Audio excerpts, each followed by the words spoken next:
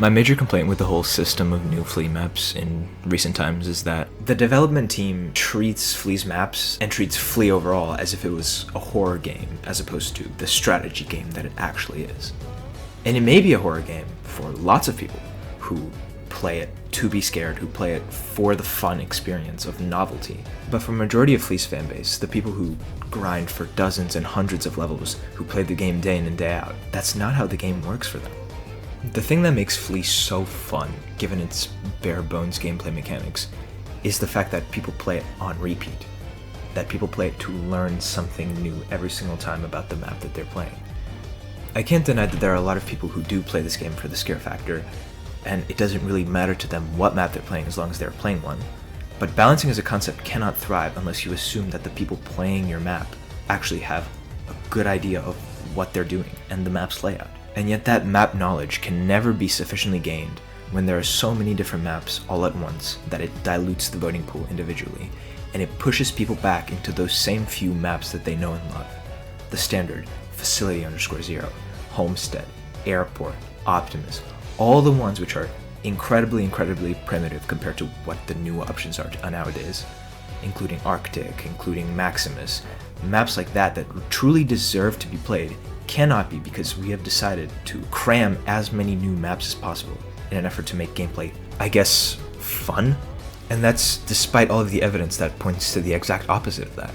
That the only thing that a large voting pool does is take away from pick rate percentages for maps that genuinely deserve to be played, new maps that have something new to bring into the game. And despite everything, we have decided to keep adding more and more maps.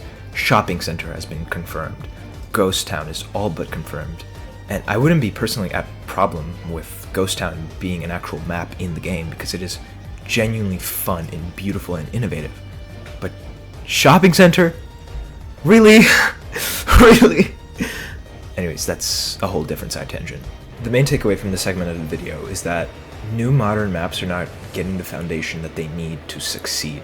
And by succeed, I don't just mean being good on an individual level, as in good gameplay and good visuals and good playtesting, but also when it comes to the rest of the maps in the game.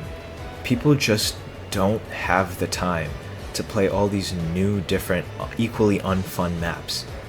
And it's not made easy for them when there are so many choices that, despite quality, regardless of that actually, don't get chosen by virtue of just being another face in the crowd. And at some point, it becomes valuable to admit that this isn't a player problem, but a gameplay development problem. People in the dev team like to push their ideals as to what they believe the game should be and how they play the game, which, by the way, they don't do very often at all. And they choose to ignore how the game is played by most people, by most of its regular fan base.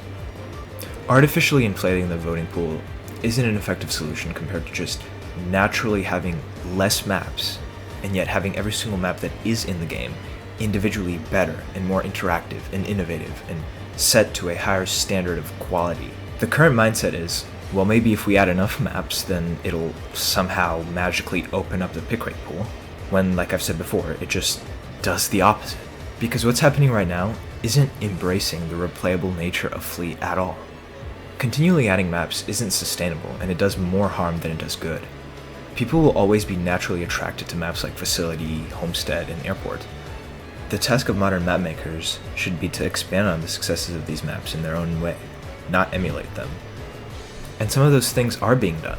I mean, map standards are pretty much higher than ever, and yet we're still left with these assets that are just a drag on the game.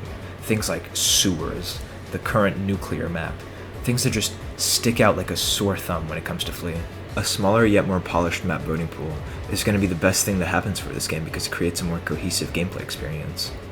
And this idea brings me back to my next point, which is that taking the loss and learning to understand the virtue of letting go will be incredibly valuable for Flea when it comes to making gameplay better, not just on the individual level, but also in consideration as to how maps work as a whole. These maps have ingrained themselves in Flea players' psyche as bad and unplayable ones.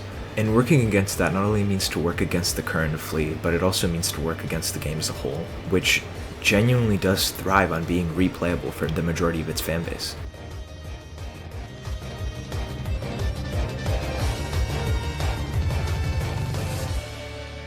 This section of the video is going to be about how maps fail on their own individual level.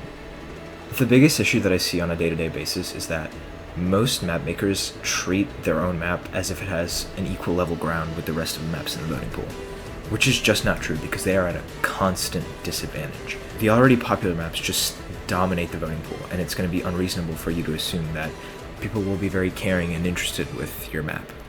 Another thing that a lot of map makers fail at is considering how first-time learners are going to react to their map. If your map's visuals are entirely homogeneous, it's dominated by symmetrical gameplay structures, obviously people are going to have a harder time learning it. It's just sort of common sense. And it's a lot easier to make your map appeal to new learners and the general fan base than people think when it comes to just making structures visually distinct, making rooms have visual difference in wall trims and color accents. The fact is that players will always seek simplicity and are motivated to play your map when they see easy-to-learn structures and memorable gameplay. That applies to everybody, not just competitive players, not just casual players, but everybody. And before I wrap things up, it's time for me to talk about the difference between emulation and innovation in flea maps. Emulation means that you follow the same typical grid layout structure with hallways and rooms and stuff like that. And while it's classic to Flea, it's just not very interesting. Hybrid maps, which combine open, large swaths of land with the traditional grid layout structure, are becoming pretty much the new map meta in some ways. And that's exacerbated by the fact that people enjoy visual distinction and dimensionality when it comes to maps.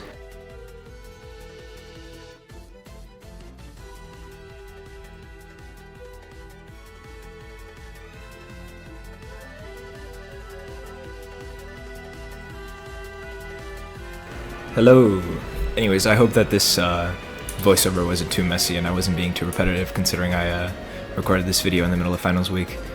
Anyways, I hope this is another one that you guys enjoy. I haven't put particularly too much effort into it, but it is a topic that I've been thinking about for a pretty long time. Anyways, thanks for watching.